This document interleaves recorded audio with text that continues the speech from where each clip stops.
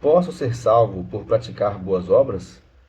Pois bem, há quem ouse dizer que sim, mas jamais alguém que conhece a palavra de Deus, um crente verdadeiro, genuíno no Senhor Jesus Cristo, ousaria dizer tais palavras, pois seria uma afronta à obra de Deus realizada ali pelo Senhor Jesus Cristo na cruz do Calvário, aonde ele pelos pecadores entregou a sua vida. Muitas pessoas, ao serem indagadas com relação à sua salvação, elas dizem estar lutando, ou estar buscando, ou estar fazendo por merecer. Mas a palavra de Deus não ensina assim.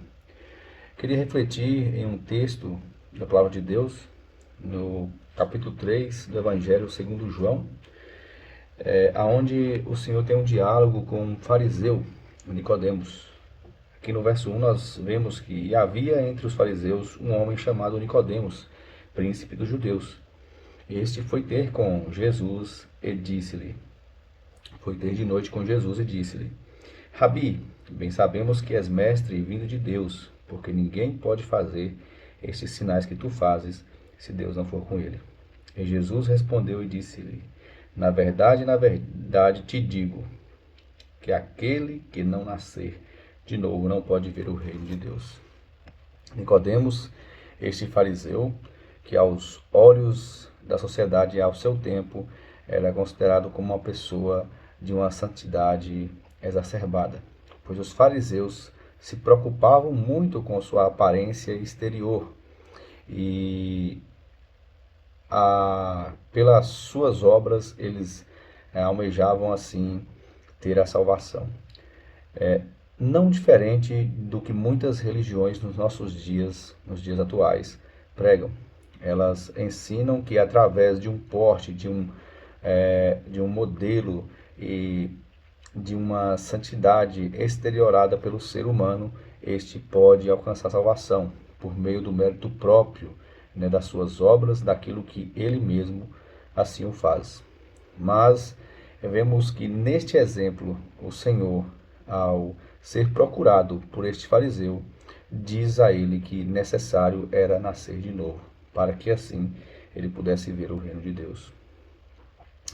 E o que o Senhor Jesus Cristo respondeu a Nicodemos serve para todos nós. Todo aquele que quiser ver o reino de Deus, ter a vida eterna, precisa nascer de novo. E a pergunta que muitos fazem é a mesma pergunta que Nicodemos fez. Já que não posso ser salvo por minhas obras, ou não posso fazer nada para poder, perante Deus, me gloriar, pois é o que o apóstolo Paulo escreve na carta aos Efésios, no capítulo 2, verso 8 a 10, né? Ele diz o seguinte, que nós somos salvos pela graça mediante a fé.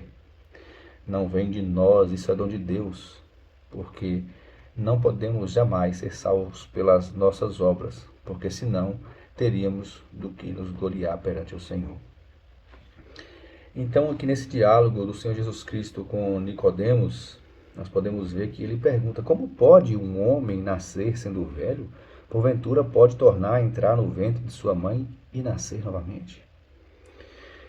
Jesus, porém, respondeu a ele, insistindo na mesma coisa. Na verdade te digo que aquele que não nascer da água e do Espírito não pode entrar no reino de Deus.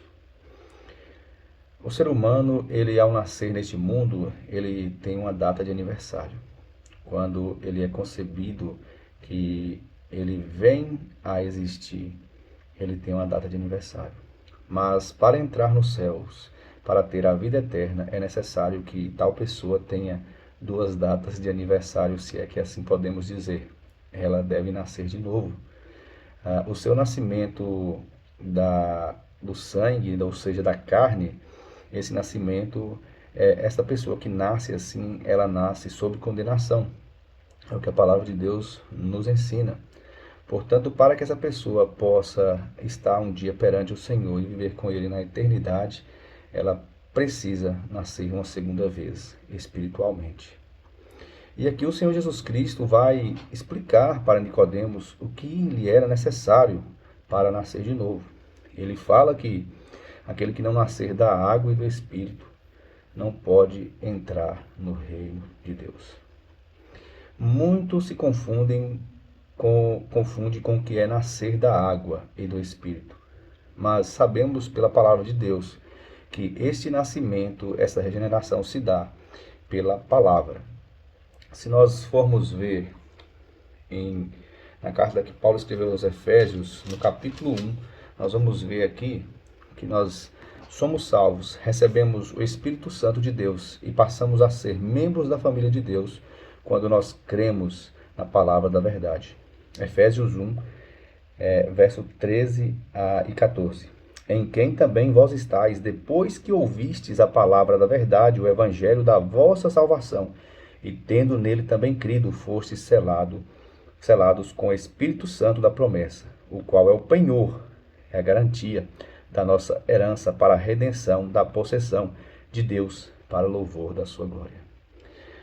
A nossa garantia, o nosso penhor, é o Espírito de Deus habitando em nós. E nós temos a posse e esse selo, a habitação do Espírito Santo de Deus, a partir do momento que nós ouvimos a palavra da verdade. Aqui não diz a partir do momento que praticamos algumas boas obras, que aos nossos olhos podem ser consideradas dignas, né? Mas para o Senhor não poderíamos jamais executar alguma obra que satisfazesse a sua justiça.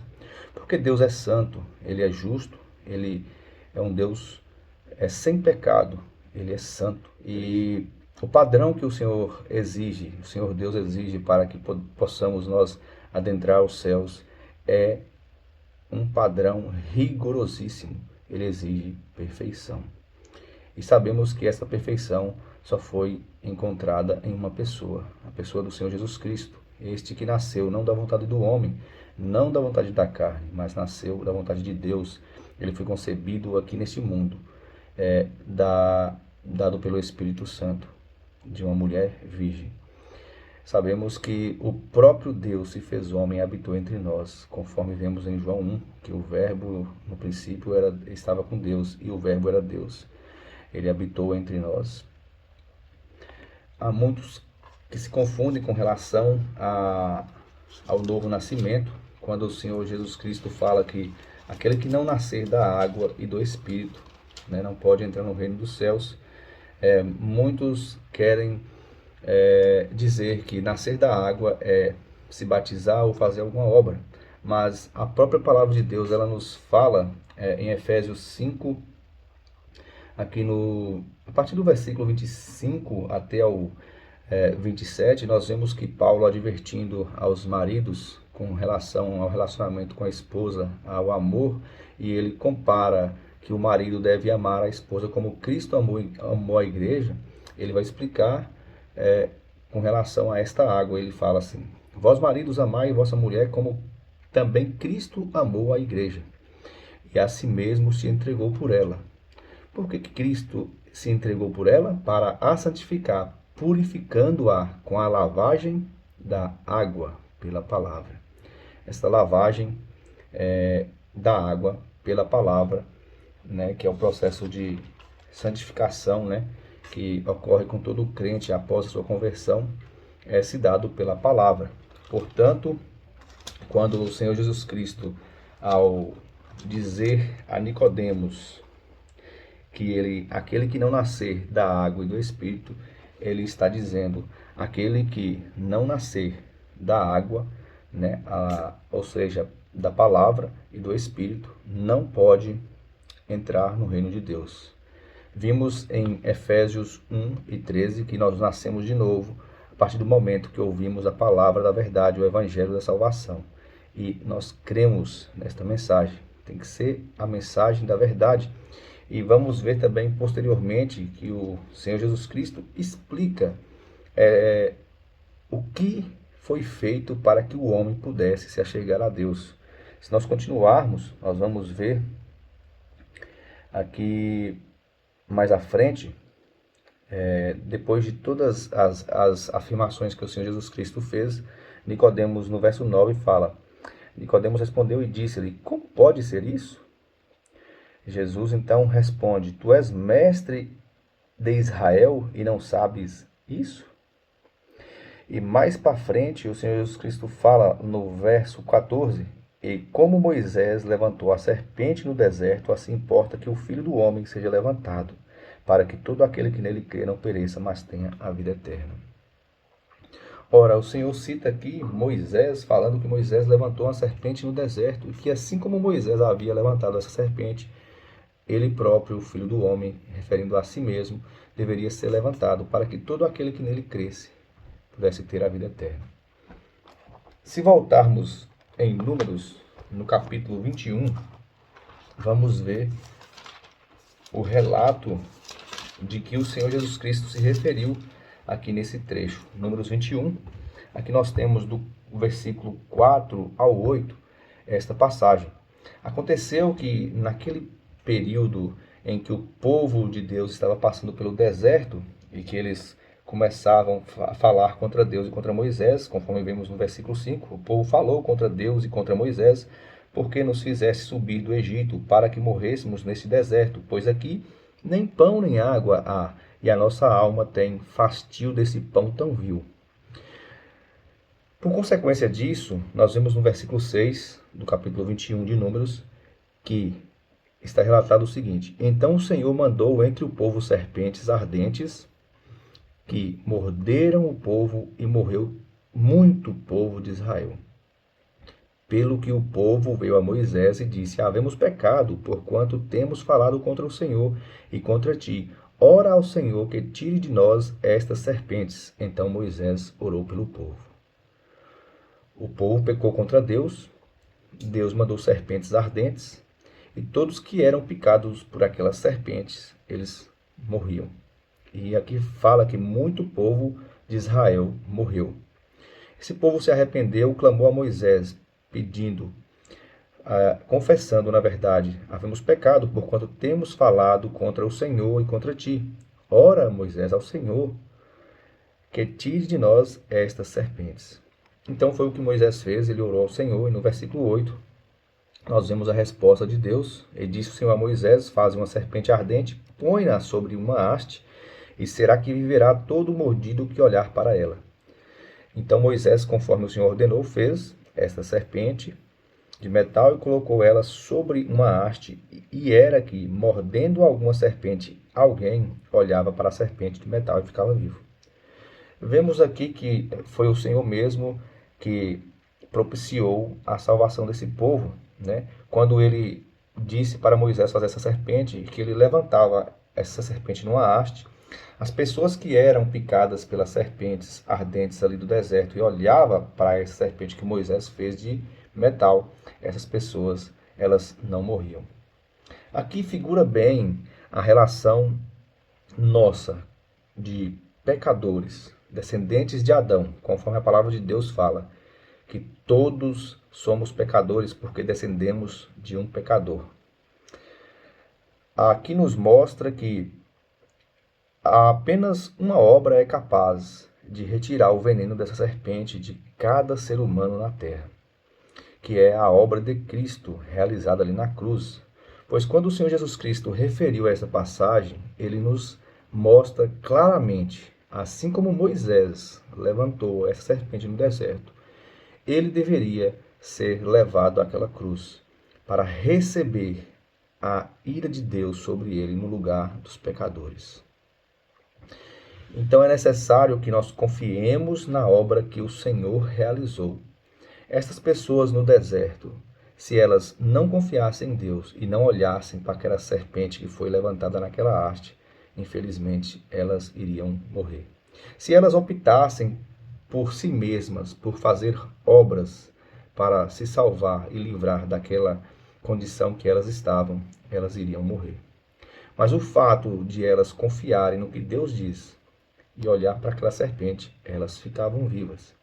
E hoje é da mesma forma, assim como o Senhor Jesus Cristo disse a Nicodemos, assim como Moisés levantou aquela serpente, importa que o Filho do Homem seja levantado, para que todo aquele que nele crê não pereça, mas tenha a vida eterna. Vemos em toda a Escritura a mensagem central da Escritura. Ela fala da redenção do homem. E ela nos mostra que esta redenção se dá apenas e unicamente por um caminho. É uma porta estreita, é pela fé, é por uma pessoa. Essa pessoa é Jesus Cristo. Ele mesmo disse em João 14,6: Eu sou o caminho, a verdade e a vida. Ninguém vem ao Pai senão por mim. Portanto, não há obra que o ser humano possa fazer para, dessa forma, alcançar a redenção, a salvação da sua alma. É apenas olhando para a cruz de Cristo, apenas olhando para aquela obra consumada, perfeita, conforme ele mesmo pôde dizer que a obra de Deus é esta, que criais aquele que ele enviou.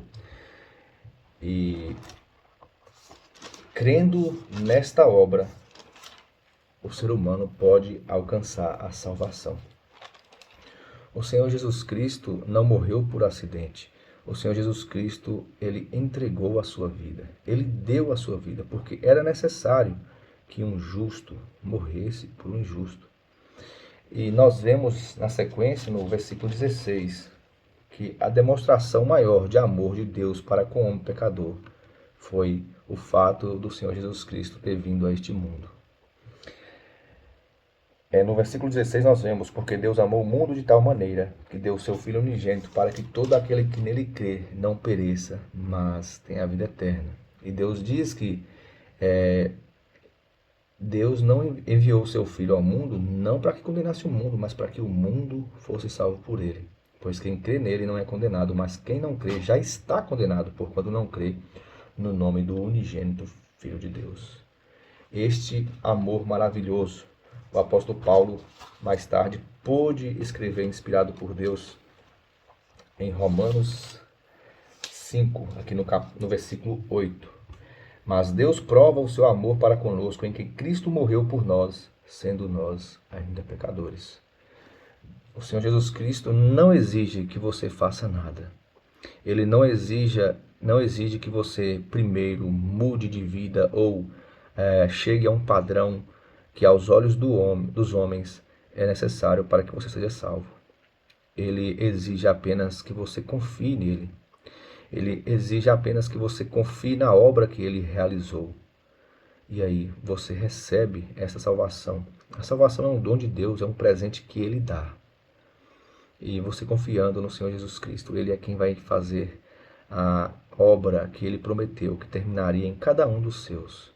Porque aquele que vem a ele de maneira nenhuma, ele lança fora. Portanto, meu querido, jamais, de maneira nenhuma, poderíamos nós alcançar a salvação das nossas almas mediante alguma obra humana nossa que venhamos nós a fazer, pretendendo assim ter a salvação. Vemos no exemplo daquele carcereiro em Filipos, quando o apóstolo Paulo e Silas estavam presos. Após eles serem libertados pela mão do Senhor, aquele carcereiro preocupado, porque após a liberdade que o Senhor deu a Paulo e Silas e os demais prisioneiros, ele poderia morrer, pois ele estava guardando ali aquele cárcere. Mas o apóstolo Paulo pôde gritar aquele carcereiro, e ali naquele último momento da vida, onde ele estava disposto a tirar sua própria vida, ele recebeu a melhor notícia de todas que alguém pode receber. Em Atos 16, aqui no verso 27, nós vimos que, acordando o carcereiro e vendo abertas as portas da prisão, tirou a espada e quis matar-se, cuidando que os presos já tinham fugido. Mas nesse momento Paulo clamou com grande voz, dizendo: não te faças nenhum mal, que todos estamos aqui. E pedindo luz, saltou dentro e, todo trêmulo, se prostrou ante Paulo e Silas. E tirando-os para fora, disse: Senhores, que é necessário que eu faça para me salvar? E aqui vem a resposta do apóstolo Paulo e Silas, dos apóstolos Paulo e Silas. Eles não disseram: faça isso, aquilo, outra coisa. Não pediram obras nenhumas obras do carcereiro. Não falou para ele executar boas obras. Ele falou o seguinte: crê no Senhor Jesus Cristo e serás salvo. Interessante que a palavra de Deus ela é tão clara no assunto com relação à salvação. E o apóstolo Paulo pôde escrever aos Romanos, no capítulo 10, no versículo 8, explicar para nós o que o Senhor requer de nós. Ele requer uma confissão. Ele requer que, após entendermos a maravilha da salvação, a nossa condição de pecador, e que por nós mesmos não conseguiríamos jamais alcançar a vida eterna pelos nossos méritos. Após entender esta verdade, o Senhor requer que confessemos a Ele mesmo, por meio do único intermediador que há entre Deus e os homens, Jesus Cristo, o homem. E Ele nos pede uma confissão e nos fala através da sua palavra. Romanos 10, a partir do versículo 8. Mas que diz, a palavra está junto de ti, na tua boca e no teu coração.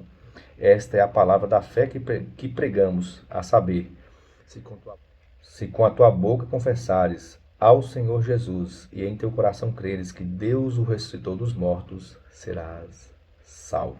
Visto que com o coração se crê para a justiça e com a boca se faz confissão para a salvação. Portanto, meu caro e querido ouvinte, a salvação ela está próxima a você. Basta você se despir de todo o seu orgulho, de toda a sua crença humana e crer no que Deus diz. Pois Deus é fiel a si mesmo, Ele é fiel à sua própria palavra. E Ele diz que salva todo pecador que arrependido chega a Ele. E por meio do Senhor Jesus Cristo aceita a salvação que Ele propiciou. Aceita que o fato de Cristo ter morrido naquela cruz, dado a sua vida pelos pecadores, é suficiente. Creia no Senhor Jesus Cristo, na obra que Ele realizou, morrendo no seu lugar, e seja salvo. Amém.